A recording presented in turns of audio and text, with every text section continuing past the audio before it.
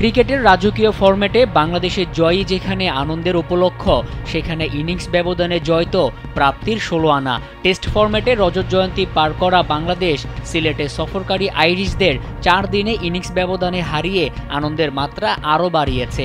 প্রথম টেস্টে বাংলাদেশ যে ইনিংস ব্যবধানে জিততে যাচ্ছে সেটা প্রায় নিশ্চিত হয়ে গেছে তৃতীয় দিনেই। সিলেট টেস্টে ব্যক্তিগত অনেক প্রাপ্তির সাথে আছে কিছু অপ্রাপ্তির গল্প। ইনিংস ও রানের হিসাবে টেস্টে বাংলাদেশের তৃতীয় বৃহত্তম জয়ে ব্যাট হাতে দুর্দান্ত ছিলেন জয়। এক সিরিজ পর দলে ফিরেই পেলেন ক্যারিয়ারের দ্বিতীয়, দেশের মাটিতে প্রথম সেঞ্চুরি। ক্যারিয়ার সেরা ইনিংস খেলার পরও ২০০ রানের মাইলফলক স্পর্শ করতে না পারার আক্ষেপ নিয়েই মিরপুর টেস্ট খেলতে হবে জয়কে। প্রথম ইনিংসে ব্যাট হাতে ওপেনার সাদমান ইসলামও পুড়েছেন সেঞ্চুরি মিসের আক্ষেপে।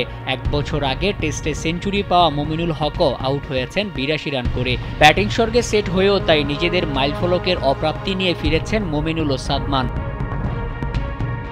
অভিষেক হওয়া হাসান মুরাদ বল হাতে আলো ছড়িয়েছেন। প্রথম ইনিংসে ২ উইকেট ও দ্বিতীয় ইনিংসে ৪ উইকেট নিয়ে নিজের শুরুটা স্মরণীয় করে রাখলেন বাঁহাতি স্পিনার। তবে অভিষেক টেস্টে ৫ উইকেট না পাওয়ার আক্ষেপটাও থেকে গেল মুরাদের।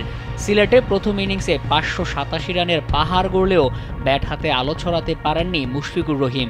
প্রথম ইনিংসে মাত্র ২৩ রানে আউট হয়েছেন, দ্বিতীয় ইনিংসে ব্যাট করার সুযোগ পাননি। দলের অনবদ্য জয়ে সিলেট টেস্টটা তাই অপ্রাপ্তেরই হয়ে রইল দারুণ এক মাইলফলকের সামনে থাকা মুশফিকের। তবে সিলেটে ব্যাটে বলে পারফর্ম করে টাইগারদের এমন জয় সত্যিই প্রশংসার দাবিদার। মোহাম্মদ মাসুম, কালবেলা।